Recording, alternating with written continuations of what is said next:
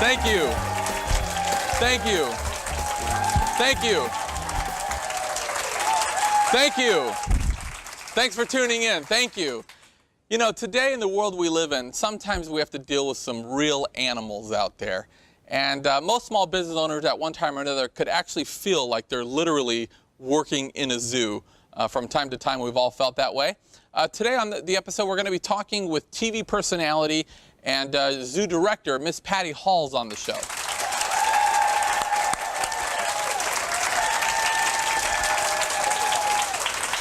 She's a phenomenal woman. Many of you know that from the hit show on Animal Planet, The Little Zoo That Could. We're also going to be hearing from real estate guru Amy Norris is stopping by.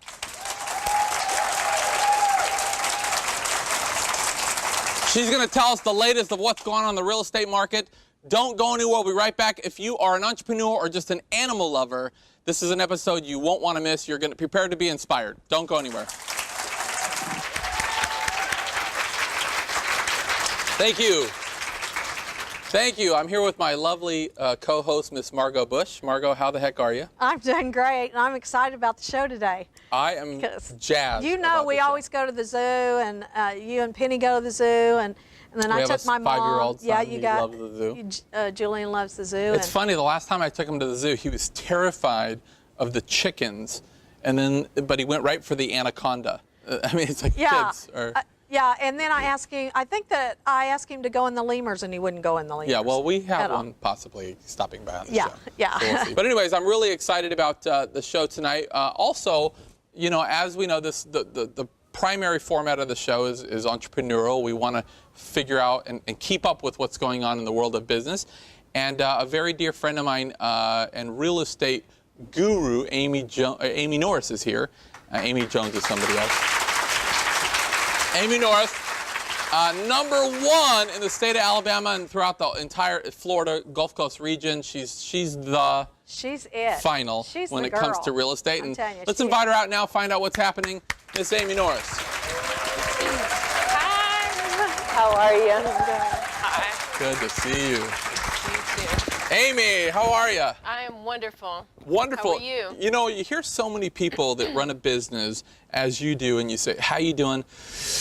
Oh, I'm hanging in there. You know, I know we're in an economic downturn, and many people legitimately have had things change in their business. Different variables have changed in the business, and frankly, times are tough for a lot of people. But every time I talk to you, it's like, I'm wonderful. Tell us, you got any tips for buyers out there that are looking to find a piece of real estate? Absolutely, and it's really real estate 101, but for this show, we'll take it basic and then get more in depth, but basically... For my account anyway, so we appreciate that. Okay, the first thing that you want to do when you are a buyer is get pre-qualified. What that means is you call a mortgage person or a lender, a banker, and say, hey, I want to get a mortgage, and they run your credit, ask you how much you make. It takes literally 15 minutes, and then they can give you an idea of what your new mortgage payment would be. That would be very important, because when you go to look, let's say you could afford $300,000 or $500,000, but maybe you don't want to spend that. But when you call and look at property, make offers, you really want to have either cash proof of funds or pre-qualification letter, because you can't, it's kind of like the saying, don't fall in love if you can't get married. Yeah. Show me the money. The banks have instructed their foreclosure agents for short sales and foreclosures, do not accept offers without either a pre-qualification letter or proof of funds.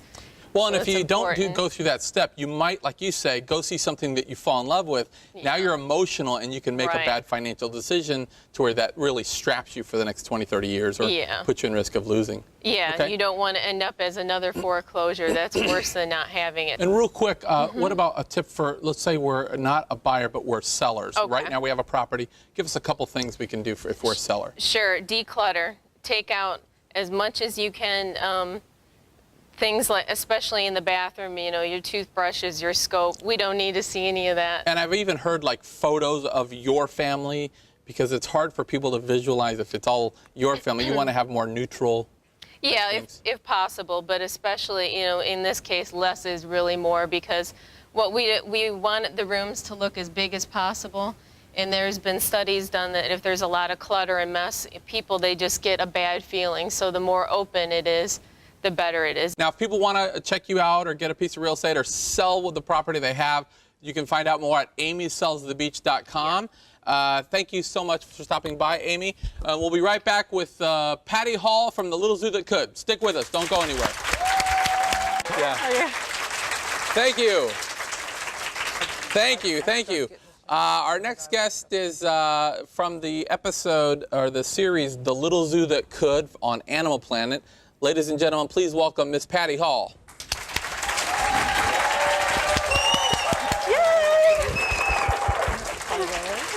How are you? Hi there, darling. Great to see you. You too. Good to see you. Patti, I'm so excited to have you on the show. I've been to your zoo several times. Yes, you have. And you've given me really the red carpet treatment. I know I actually got to go and feed, I don't think it's normally on the tour, but I got to feed like 500-pound tigers. That's right, with a baby bottle. With a baby bottle. And I mean, when you're standing up to like a 500-pound tiger, I could put my hands on his pads, and it was just, it's a once-in-a-lifetime experience. It really is. And I know that you also have animal encounters at the zoo now, which we'll talk about. Right. But first, I wanted you to give us just a little bit of history about yourself and getting to the zoo. I don't think you had any zoo experience. No, I didn't. I always had a passion for animals from the time I was a child. I wanted to be a veterinarian. And when I met my high school counselor, going into my junior year of high school, I went to an all-girl Catholic school, and I was told that I couldn't be a veterinarian because I was a woman, and they did not accept females in veterinarian school in the late 60s. Unbelievable. And Proved now, them wrong. yeah, and now it's become a woman-dominated industry. Good for them. We've 40 years. 40 years. Yay, women power. Yep. Now, originally, I know that with the Alabama Gulf Coast Zoo, originally, obviously, it's gotten world renowned. People from all over the world come here, and we'll talk about why. But I know that originally you were hired to actually close down the zoo. Is that right? Actually, I started there as a volunteer because when we moved to this area, that was my passion. And I volunteered 32 to 40 hours a week. Wow. And then the zoo, a lot of zoos have a very hard time financially. It's ups and downs a lot. And the zoo, in 8 years that it had been opened, it never made a profit or even came close to making ends meet. So I was literally hired to work that summer as director from June of 1997 and to shut the zoo down in after Labor Day. And I had until the end of Christmas to get rid of all the animals and shut the zoo down. Wow. Now, I accepted the job with my fingers crossed behind my back because I really wasn't planning on doing that. Oh, really? Yeah, I really wanted to see it go, and I knew the community, and I mean, I tried to, put it out to the community, see how the community really wanted the zoo. And that zoo wouldn't be here today if it wasn't for our community here that helped us during all the bad times. We're talking about the animals and everybody at the zoo because you have come to visit us. And so everyone at the zoo, including the animals, wanted me to give you a big hug. Oh. But I decided that we were going to give you the big squeeze. A bigger hug. Okay. And so we're going to give you a big squeeze. You're not wanting to get into TV now, are you? No, but you're going to put this around your neck. Okay, and this is a... This is a yellow anaconda. Oh. Like here. That's really heavy. Hold your hands out. Just hold it Really out. heavy. Much heavier than it looks. And you only have half cold. of him. And he's only 45. He's about 45, 50 pounds. Relax. This is very awkward. Okay. And what would something like this, where's the head? What would something like this eat? Large rodents. Okay. Small deer. Small deer? Anything in the rainforest. Yes. Okay. Yeah. Well, this grip around my hand is actually, he's really Well, they're a starting constrictor, and yeah. so they wrap themselves around and eat their prey. Wow. But he's only. Let me just tell you, they can go up to 25 pounds. Or 25 feet. He's only 9 foot. And he's 45 pounds, so it's about 6 pounds a foot. Okay. Well, I appreciate the squeeze from the zoo. Okay, there's your big squeeze from the zoo. I think I'm going to do the rest of the show like this. He's got a hold of my hand. So. Are we going on? Okay, there we go. Wow, right, you got to put that around Margot while we talk. No. But No. so you, wow. We just planned it for you. We just planned it for you. Margot has a lot of things planned for you. I know that you know, with everything you've done, you guys have some big plans now for a new zoo. Let's talk a little bit about that. I think that the zoo that you guys are planning on now is completely an environmental sustainable That's right. zoo. How come that was so important to you? Well, it took us, no, we were so surprised. The very first episode of The Little Zoo That Could aired, and the next day at 1 o'clock, a local businessman, Mr. Clyde Ware, and his daughter Andrea came to me and donated the first 25 acres. As we were trying to figure out how and what kind of zoo we were going to build, other than getting it off the island and away from the shoreline, we came up with the environmentally sustainable zoo. The problem is during hurricanes or any disaster, the city turns the power off, the city turns the lights off, and we have a whole community of 600 living things that need those amenities. Yeah, right. And our designer, Dennis Thomas, Brilliant guy. Brilliant guy, thinks outside of the box. I call him Mr. Wizard. Yeah, kind of looks like that too with the hair. Yeah, really. So he asked me, he said, what kind of zoo do you want? And I said, I can tell you what I don't want.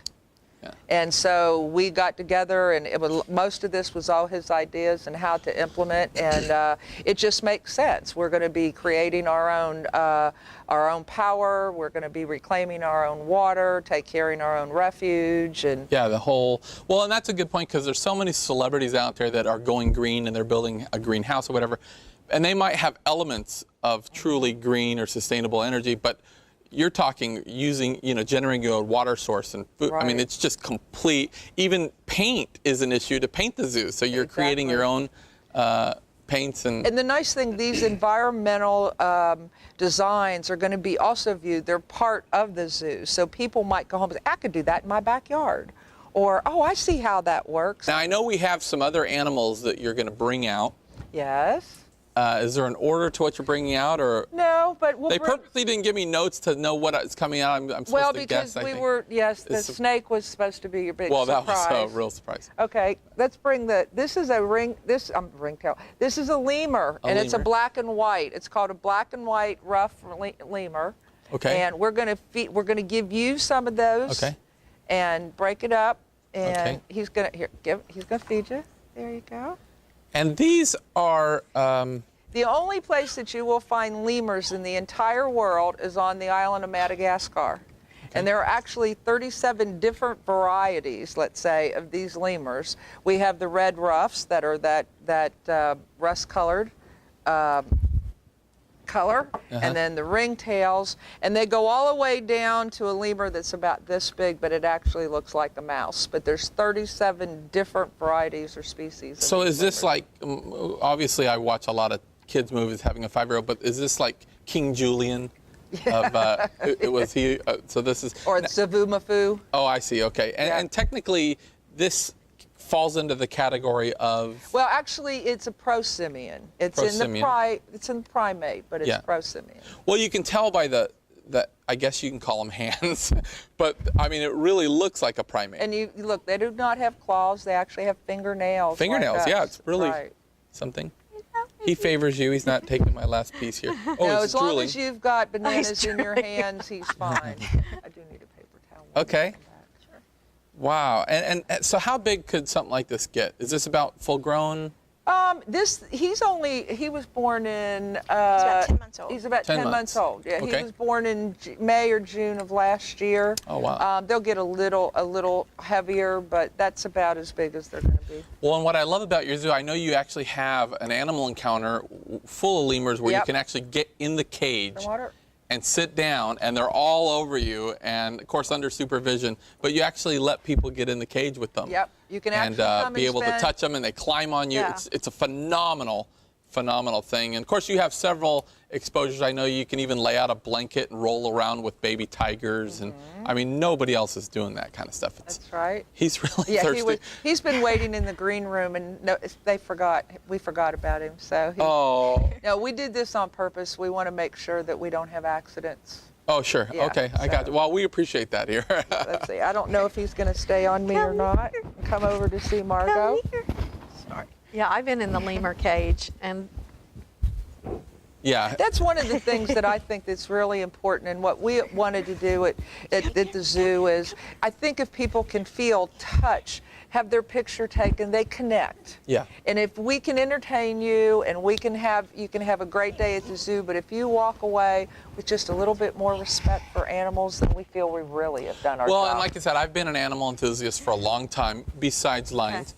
And honestly, you can say that, but until you get on a blanket and roll around, and you remember when I came, there was a little baby tiger that was just pulling my hair in it, and I couldn't stop.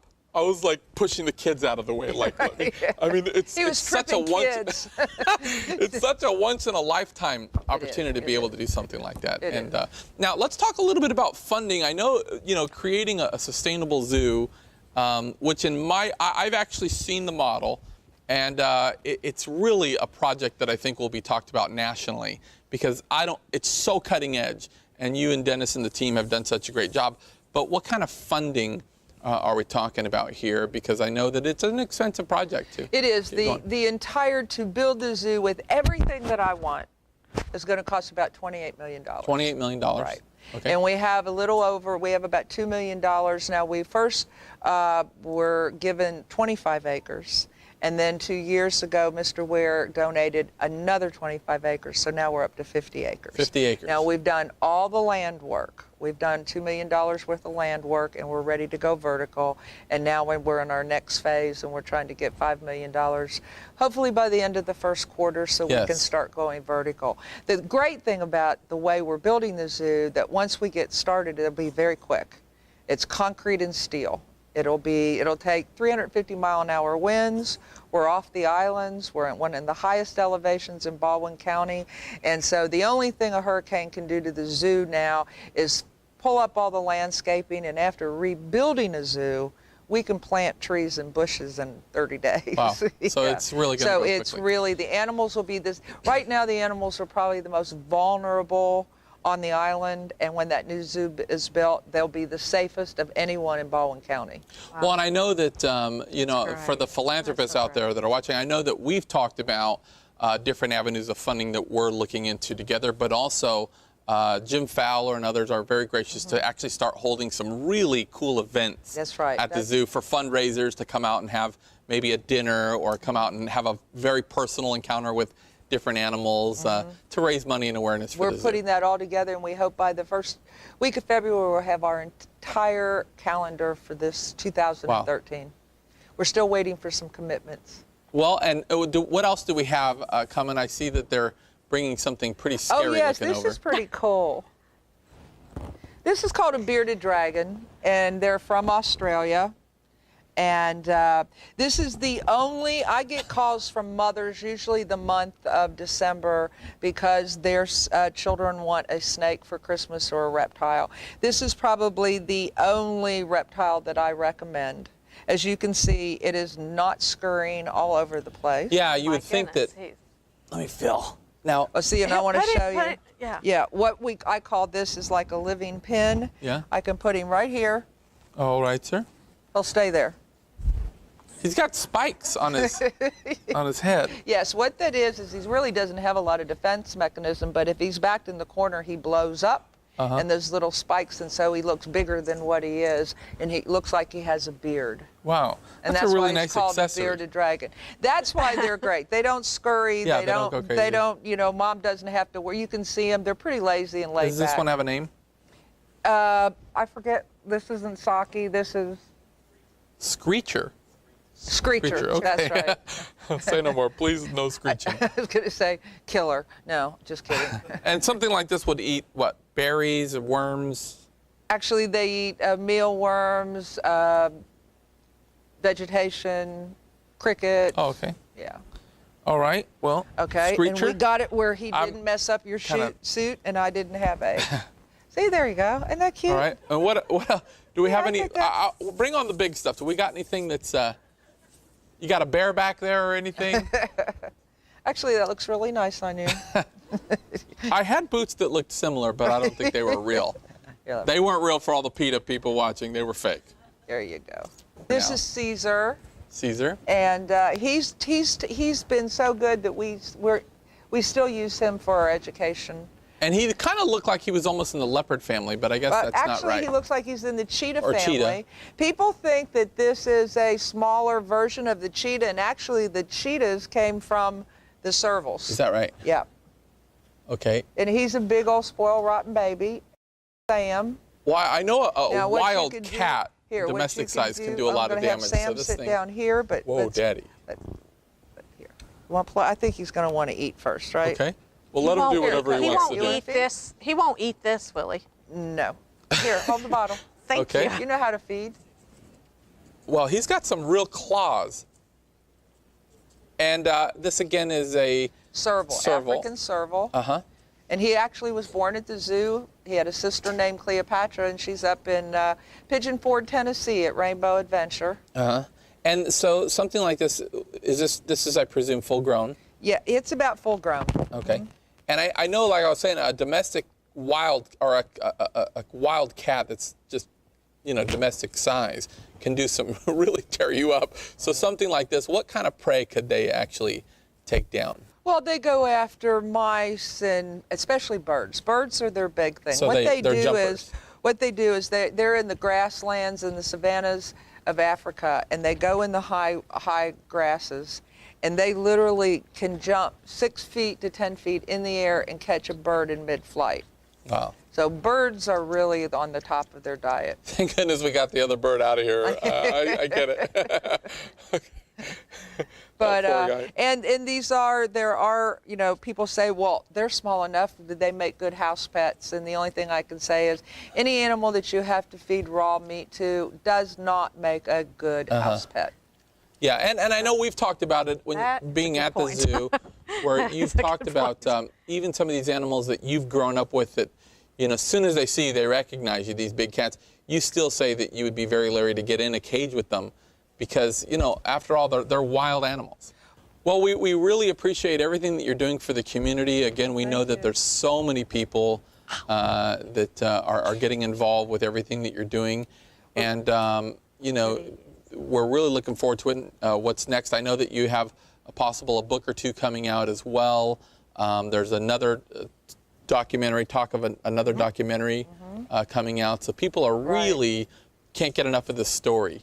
And people are looking really from across the country. People are watching what you guys are doing. And if somebody wants to get more involved out in our viewing audience, they want to come by, have an animal encounter, where can they get more information? Okay, you can go to our website, which is alabamagulfcoastzoo.com or .org. You can go there. Now, this time of the year is baby making time, and our babies now will start being born in about 6 to 8 weeks. Okay. Spring is a wonderful time to come to the zoo because that's when we are able to do more encounters and let people do a lot of hands-on. We feel that that's really important. And some of the animal encounters that you have, again, we mentioned that you can get in with lemurs. You can do lemurs. Then we have Babyland, which is all of our baby sheep and our goats and everything that's born at the zoo. We'll have baby tigers again this year. We're also throwing in a reptile garden, which is something we've never had before, and photos with kangaroos. Right now is tentative, but we're working that out. Okay. So we'll be doing a lot of hands-on. And then there's always a keeper walking around with a big snake or a big bird where you can have your pictures taken. Yeah, and they do little presentations and and we stuff do as animal well. So there's a lot of shows. education. We do a lot of that you guys put out. hands-on.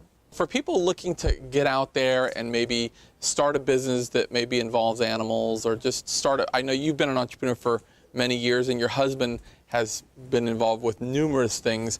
Any advice to the viewers out there starting up a new company or maybe looking to get involved with animals in any way? I think success has got to be in your heart. Yeah. You've got to want it really, really bad, that you're willing to give up just about anything to do it. That's how it was with the zoo. These animals, that how do I want to say it? They give you a lot of courage. Yeah. And if it's not us, then who's going to take care of them? And I think that can be applied. You have to really love what you're going to start. We love having you on, and please come back. Bring Jim. We would love to see some more animals. And that's our show, ladies and gentlemen. Don't forget to get involved in your local community and be forgiving of others. Good night, everybody.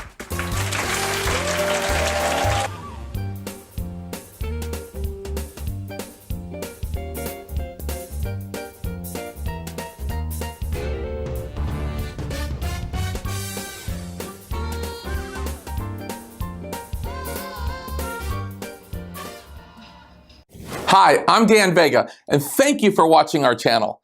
I want to take a second to tell you about a resource that's helping thousands of people across the country, BLU University.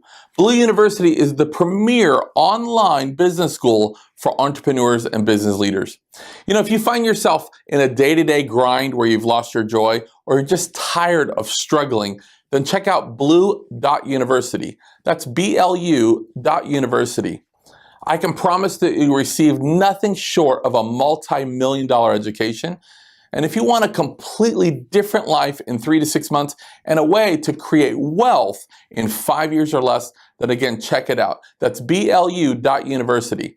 Find out why blue is the new color of success.